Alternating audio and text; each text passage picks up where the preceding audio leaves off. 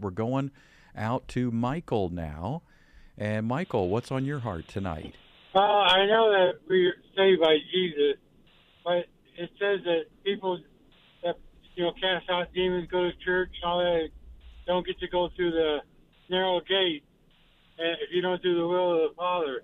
I'm very confused on that because if you're not in the Book of Life, then it doesn't.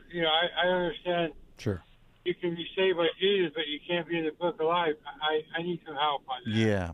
Well, you can't be saved and not be in the book of life. If you're in the book of life, you're saved. If you're saved, you're in the book of life. If Jesus has saved you, then he puts you in his book.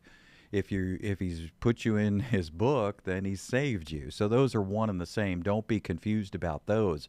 But what you're quoting and alluding to is that Jesus says, many will say to me, at the end of the age, many will say to me, Lord, Lord, look at what we did. And see, that's the problem, Michael.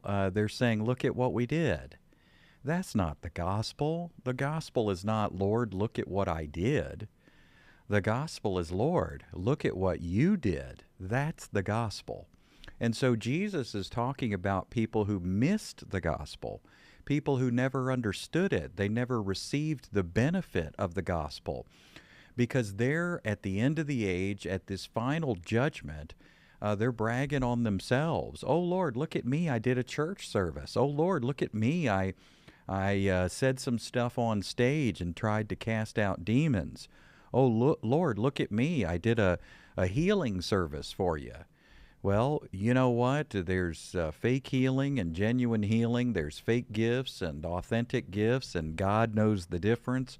But Jesus is describing people that don't know the gospel. They are imposters, they're fakers, because these people are totally consumed with their own works. They don't know about salvation. They're convinced that at the end of the age, they should act as their own attorney.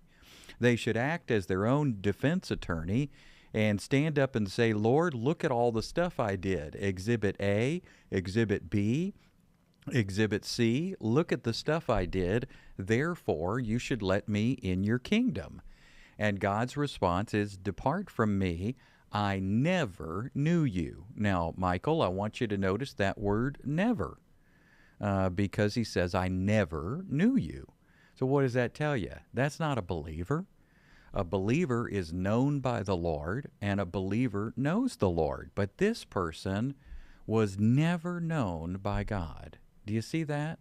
And so, depart from me, I never knew you. That's not a Christian who lost their salvation. That's an unbeliever who never had salvation.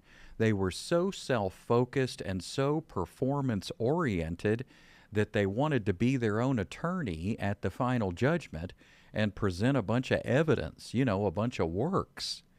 Well, they missed salvation. Now, you mentioned the narrow gate, and I love that because in Matthew 7, Jesus says, enter through the narrow gate, for wide is the gate and broad is the road that leads to destruction. So let's talk about the narrow and the wide.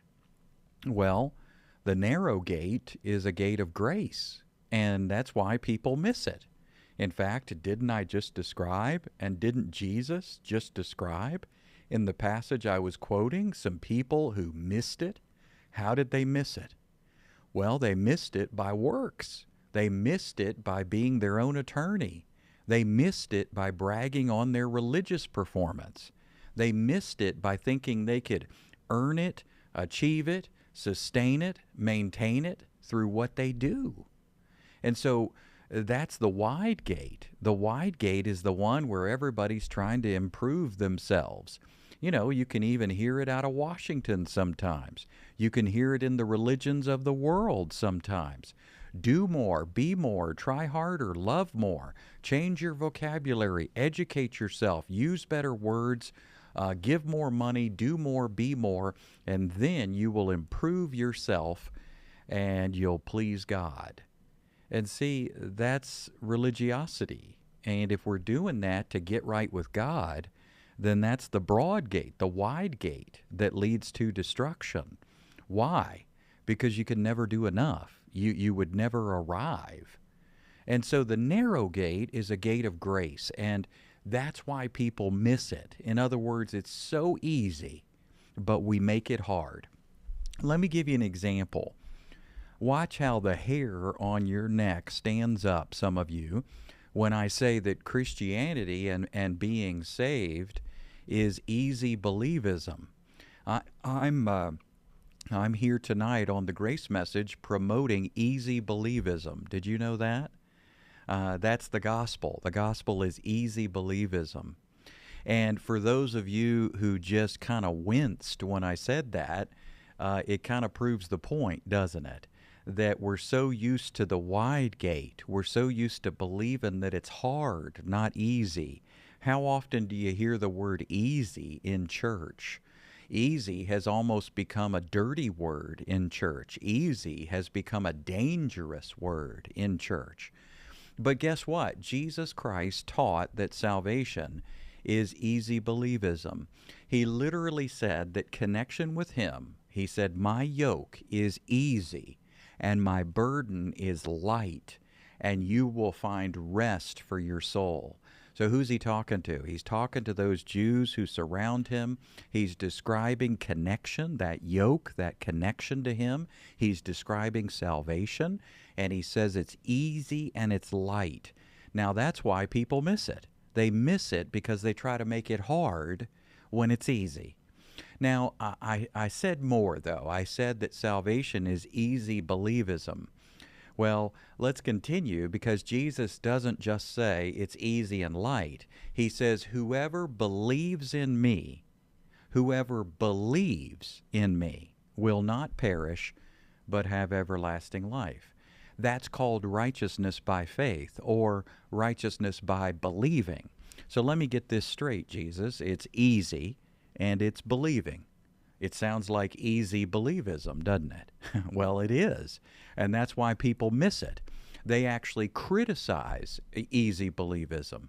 They throw stones at easy believism. They call it heresy. And it's scary because, you know what? Many people miss salvation because they make it hard, and they make it not about believism, but they make it about doing. And so when you make it hard and you make it about doing, then you're going to miss the easy believism that Jesus offered. He says you're righteous by faith. He says you're justified by faith in what He did, not in what you're doing. So I hope that helps explain it there, Michael. I'll put you back on and see. Does that help make sense of it all, my friend? Yeah, that helps out a lot. I was just, I just want to be on the right track. It's all coming to Jesus, and it was kind of confused there for a little bit. It's like, it made it sound like you had to work your way in, Right. Well, it's the opposite, isn't it? You're worried about being on the right track, and I'm telling you, you are. You're on the right track if you're making it about Jesus. So make it about Jesus. Keep it about Jesus. Don't be distracted. It's not Jesus plus a bunch of good stuff. It's Jesus plus nothing. 100% natural, no additives. Keep the focus on Him, and you won't be disappointed.